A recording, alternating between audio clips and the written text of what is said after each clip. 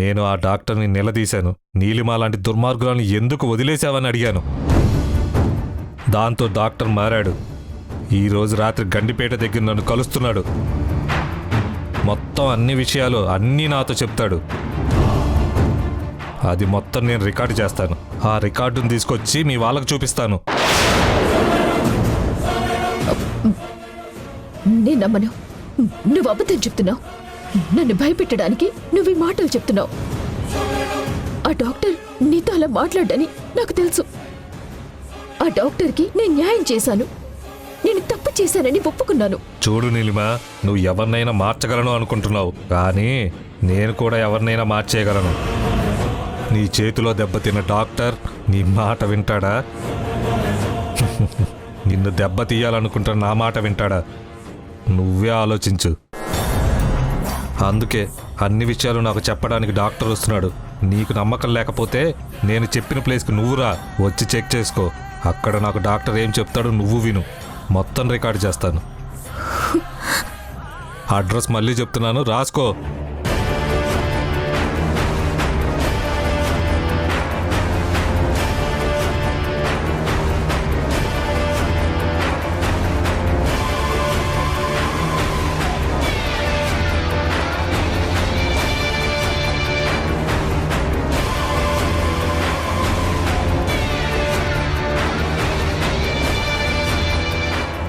ఓకేనా? అజయ్, అజయ్, అజయ్,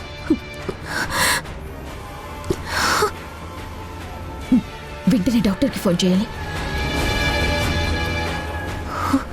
నెంబర్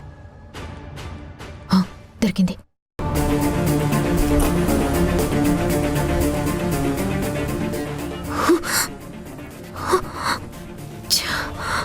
ఇది పాత నెంబర్ అనుకుంటా. ఈ నెంబర్ పనిచేయడం లేదు. ఆ రోజు నేను కలిసి వాళ్ళకి డబ్బులు ఇచ్చినప్పుడు డాక్టర్ నెంబర్ తీసుకోవటం మర్చిపోయాను. ఇప్పుడు వాళ్ళు అక్కడ ఉన్నారో లేదో కూడా తెలీదు. కానీ అజయ్ డాక్టర్తో మాట్లాడానని ఇంత కన్ఫర్మ్గా చెప్తున్నాడు. పొరపాటున డాక్టర్ నోరు విప్పాడంటే నా పరిస్థితి ఏంటి? అసలే నన్ను చంపాలన్నంత పగ పెంచుకున్నాడు అజయ్. ఈ అజయ్ మాటలు నమ్మిన వాడితో చెప్తే నా రాతి మారిపోతుంది. నేనేం చేయాలి? ఏం చేయాలి? ఎవర్రా డాక్టరు? చీకట్లో బాణం వేశాన్రా, అది కరెక్ట్గా తగిలింది. ఆ నీలిమలో టెన్షన్ పెరిగింది. ఇది చాలు నీలిమ తలరాత మార్చేయడానికి.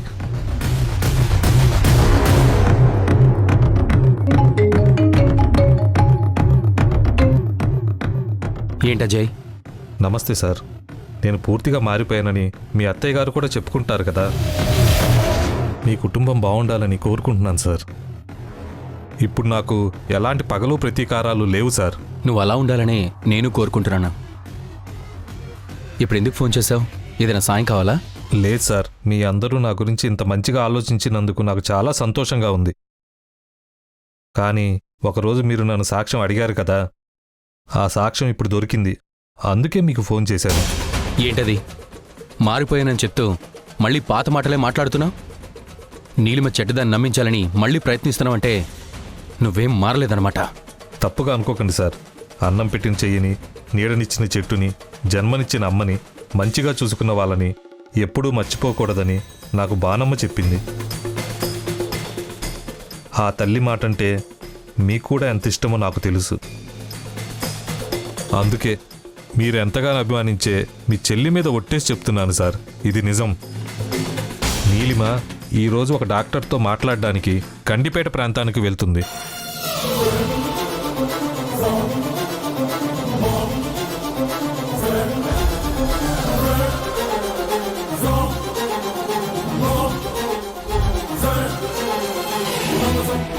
నా మాట మీద మీకు నమ్మకం లేకపోతే ఆ సమయానికి మీరు అక్కడికి వెళ్ళి దూరం నుంచి చూడండి సార్. మీకు కావాల్సిన సాక్ష్యం దొరుకుతుంది. ఇదంతా నీకెలా తెలుసు? నువ్వు ఏర్పాటు చేసిందా? చెప్పాను కదా సార్, మీ కుటుంబం బాగుండాలని కోరుకుంటానని. నీలిమ ఈరోజు అక్కడికి వెళ్తుంది అని నాకున్న విశ్వసనీయ సమాచారం. మీరు అడిగిన సాక్ష్యం అదే అయిండొచ్చేమో. అని నాకు అనిపిస్తుంది. నేను అబద్ధమని చెప్పను, నిజమని చెప్పను. అసలు నీలిమ ఏంటో మీకు తెలియాలి అంటే మీరు ఈరోజు ఆ ప్లేస్కి వెళ్ళండి సార్. అక్కడికి నీలిమ వచ్చింది అంటే ఎందుకు వచ్చిందో మీకు అర్థమవుతుంది. ఎవరికీ చెప్పకుండా అలా తను ఎందుకు చేస్తుందో మీరే ఆలోచించండి. అప్పుడు కూడా నా మాట మీరు తప్పు అనుకుంటే నేను ఎక్కడుంటానో మీకు తెలుసు కాబట్టి మీరే వచ్చి నన్ను షూట్ చేయండి సార్. కానీ ఈ మాట మాత్రం నమ్మండి. ఉంటాను సార్.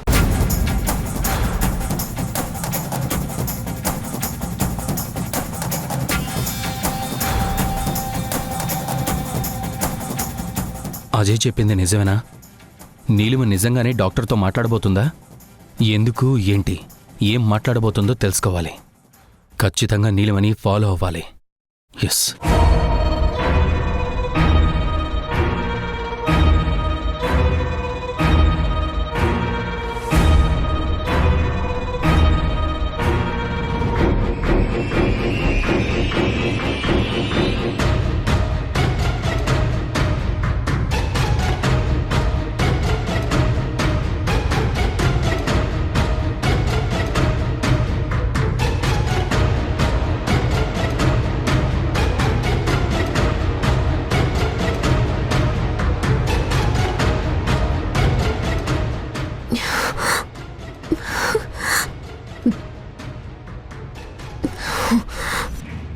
అసలు అక్కడ ఏం జరుగుతుందో నాకు తెలీదు.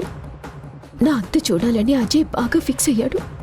దానికి ఎన్ని ప్రయత్నాలు చేయాలో అన్ని ప్రయత్నాలు చేస్తున్నాడు. ఆ డాక్టర్కి డబ్బిచ్చినా తన కష్టం తీరే వరకు నా మీద జాలి చూపించొచ్చు.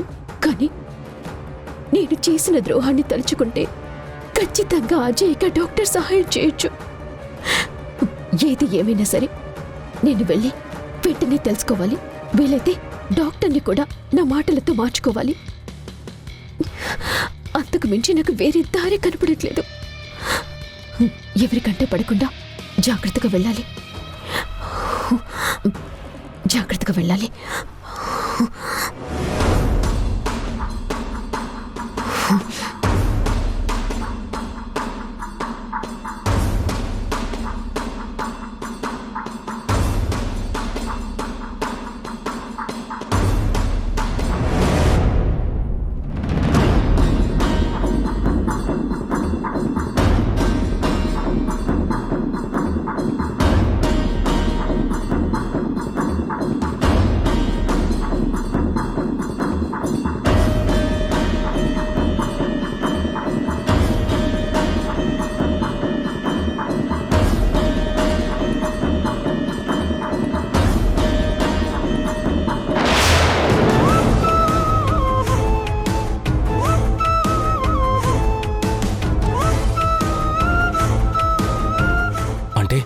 అజయ్ చెప్పింది నిజం అన్నమాట. నీలిమ ఈ సమయంలో ఇంత టెన్షన్గా వెళ్తుంది అంటే ఖచ్చితంగా అజయ్ మాటల్ని నమ్మొచ్చు. ముందు ఏం జరుగుతుందో తెలుసుకుని తర్వాత ఏం చేయాలో ఆలోచిస్తాను.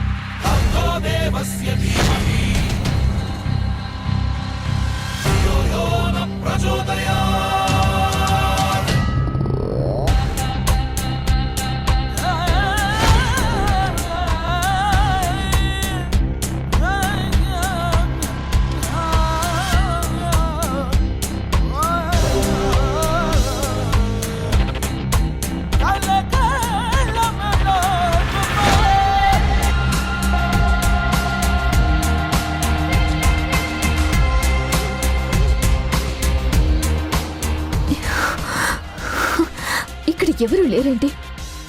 అజయ్ అబద్ధం చెప్పాడా? డాక్టర్ ఇక్కడికే వస్తాడని చెప్పాడు కదా, మరి డాక్టర్ ఇక్కడే కనిపించట్లేదు. ఈ టైంలో నీలిమ ఎవరి కోసం వెతుకుతుంది అంటే అజయ్ చెప్పింది నిజమే అన్నమాట.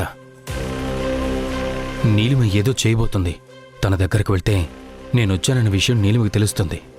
అలా తెలియకూడదు.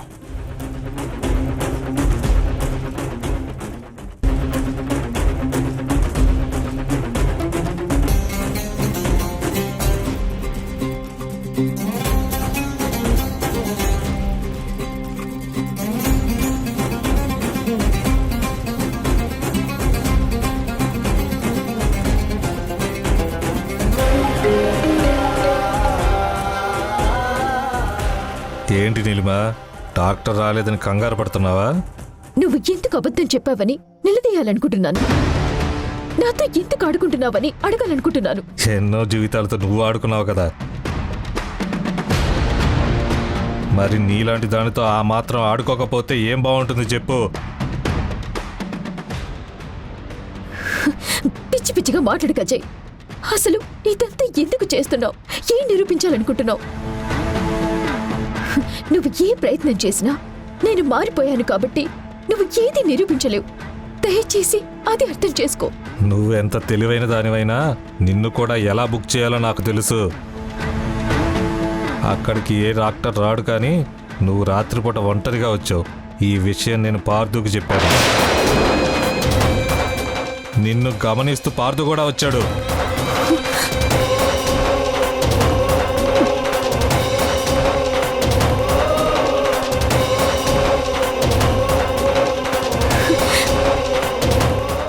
ఏం మాట్లాడుతున్నావు అజయ్? పార్థు రావడం ఏంటి? తప్పకుండా పార్థు నిన్ను ఫాలో అవుతా వచ్చాడు. ఇప్పుడు నిన్ను అక్కడ చూస్తాడు. నువ్వు నాతో ఫోన్ మాట్లాడుతున్నావు. ఇదంతా పార్థు గమనిస్తూనే ఉంటాడు. నీలిమ ఎవరితో మాట్లాడుతుంది? ఏం మాట్లాడుతుంది? అసలేం వినపడట్లేదు, కానీ టెన్షన్ మాత్రం పడుతుంది. ఏంటి నీలిమా, పార్థు కోసం వెతుకుతున్నావా? కనిపించడం లేదు కదా? అంటే ఇది కూడా నాటకమేనా? నాటకాల బతుకు నీది. ఆ బతుకు అందరికీ తెలియచేయాలనే కదా అన్ని ప్రయత్నాలు చేస్తున్నాను. నువ్వు ఇక్కడికి వస్తున్న సంగతి పార్థుకి తెలుసు. ఖచ్చితంగా పార్థు నిన్ను ఫాలో అయ్యాడు. ఇప్పుడు పార్థు నిన్ను నిలదీస్తాడు. ఆ ఇంట్లో నీ పరిస్థితి మరోలా ఉంటుంది. ఇంకా నువ్వు తప్పించుకోలేవు. పార్థు నిన్ను అడిగితే ఎందుకు వెళ్ళావో చెప్పాలి, ఏం జరిగిందో చెప్పాలి. అప్పుడు నీ గతం మొత్తం మాట్లాడాలి. నీ భవిష్యత్తు ఏమవుతుందో నాకు తెలుసు. అజయ్ అజయ్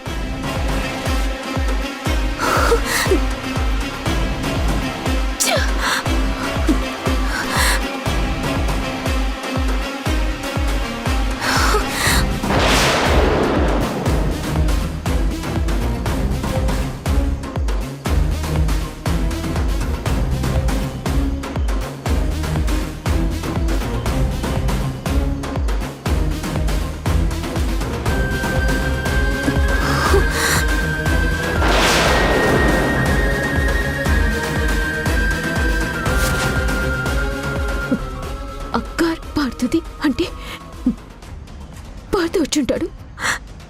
షిట్!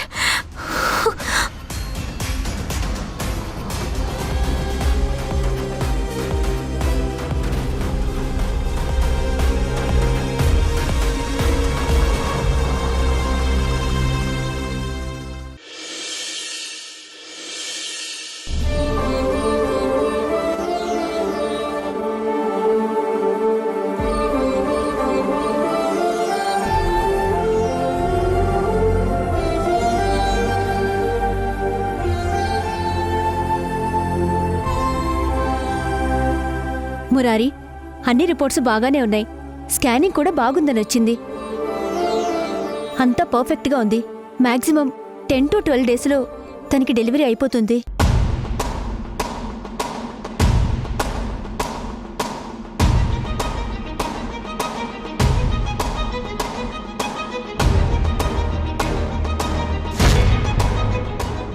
విన్నావా రాధా? ఇంకో 10 రోజుల్లో నీ కడుపులో మోస్తున్న రూపాన్ని నువ్వు చూడబోతున్నావు. నీ బిడ్డ నువ్వు కళ్ళతో చూసినప్పుడు నీలో ఎంత ఆనందం కలుగుతుందో తెలుసా?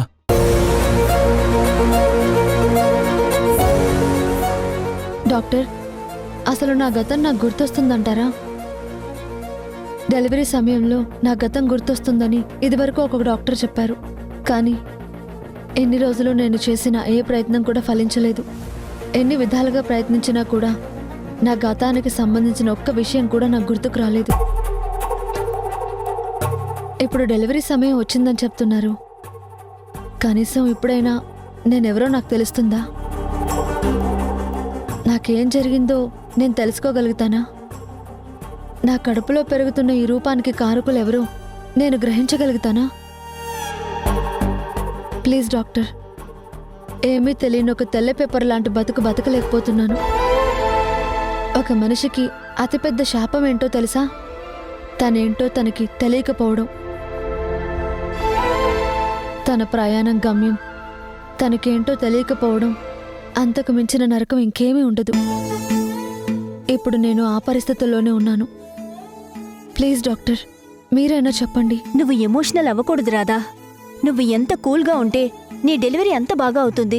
నువ్వు ఏ మాత్రం టెన్షన్ పడినా అది కడుపులో ఉన్న బేబీ మీద ఎఫెక్ట్ చూపిస్తుంది. ప్లీజ్, నువ్వు చాలా రిలాక్స్డ్గా ఉండాలి. ప్రశాంతత ఎలా ఉంటుంది డాక్టర్?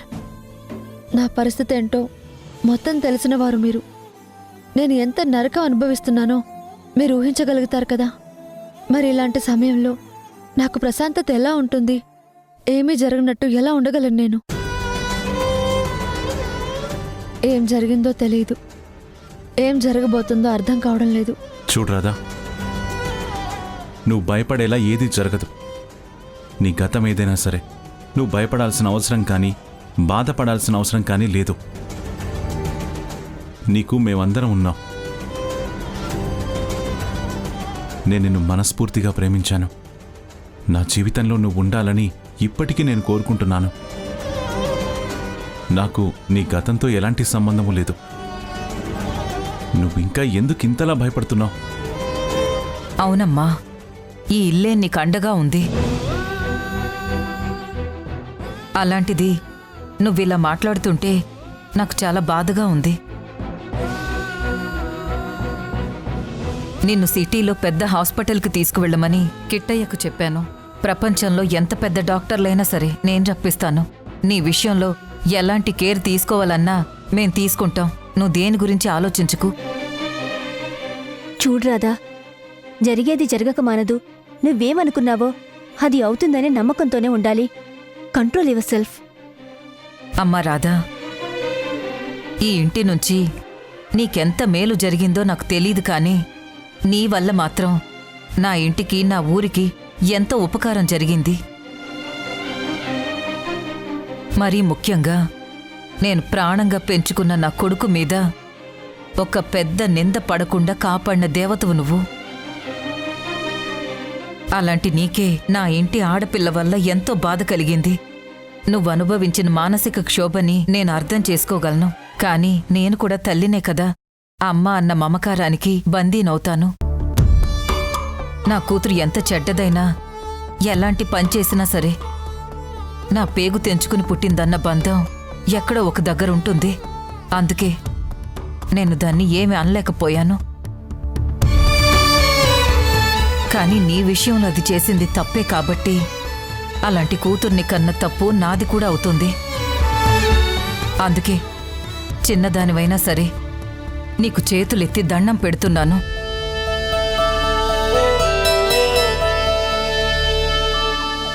నా మొహం చూసి నా కూతుర్ని క్షమిస్తావు కదూ?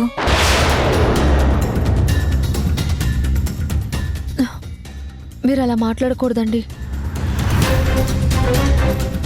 మీరు చాలా గొప్పవారు. ఒక ఊరంతా మిమ్మల్ని ఇంతలా గౌరవిస్తుంది అంటే మీలో ఎంత మంచితనం ఉంటే అది జరుగుతుంది. అలాంటి మీ కడుపున పుట్టిన పిల్లలు ఎప్పటికీ చెడ్డవాళ్ళు కారు. అలా అనడం నీ గొప్పతనానికి నిదర్శనం రాదా. కానీ మా అక్క వల్ల నీకు జరిగింది మాత్రం నిజం కదా. దానివల్ల నువ్వు బాధపడ్డం అబద్ధం కాదు కదా. జయప్రద గారు చెడ్డవారు కాదండి. తన ఇంటి పరువు గురించి ఆలోచించారు. తన పుట్టింటి గౌరవం వెలగాలని ఊహించుకున్నారు. తను ఉన్న ఇంటి పరువు ఎప్పటికీ నిలబడాలని కోరుకున్నారు. ఎవరైనా సరే ఎవరో రక్తాన్ని ఇంకో ఇంటి పేరుతో మార్చడానికి ఎవరూ ఒప్పుకోరు. ఎంత మంచివారైనా సరే ఎక్కడో చోట తను మా ఇంటి మనిషి కాదు కదా అనే భావన వస్తుంది. జయప్రద గారిలో కూడా అదే వచ్చింది. నేను గర్భవతినని తెలిసినా కూడా మీరు నన్ను అభిమానించారు, ఆదరించారు. నా మీద ఎంతో మమకారం చూపించారు. అది ఆవిడ తట్టుకోలేకపోయిండొచ్చు. మీ విషయంలో అది ప్రేమైనా ఆవిడ విషయంలో అది తప్పు. తన తమ్ముడు ఇలాంటి నిర్ణయం తీసుకోవడాన్ని తట్టుకోలేక ఆవిడ అలా ప్రవర్తించుంటారు. నేను ఆవిడ్ని తప్పు పట్టను, అర్థం చేసుకోగలను. ఈ మాట చాలమ్మా. నువ్వు మనుషులకి ఎంత విలువిస్తావో, బంధానికి ఎంత బందీ అవుతావో ఇప్పుడు నాకు అర్థమైంది.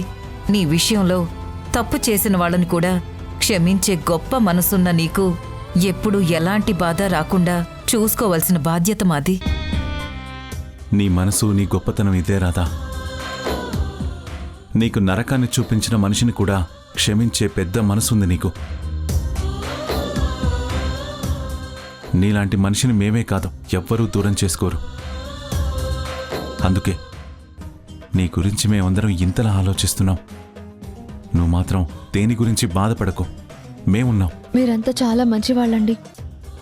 మీరందరూ ఎప్పుడూ బాగుండాలని నేను మనస్ఫూర్తిగా కోరుకుంటాను. ఇంత అనురాగాన్ని చూపించే మీ ఇంట్లో మాత్రం నేను ఉండకూడదని నిర్ణయం తీసేసుకున్నాను. ఆ మాట మీకు కూడా చెప్పకుండా వెళ్ళిపోతున్నందుకు నన్ను క్షమించండి.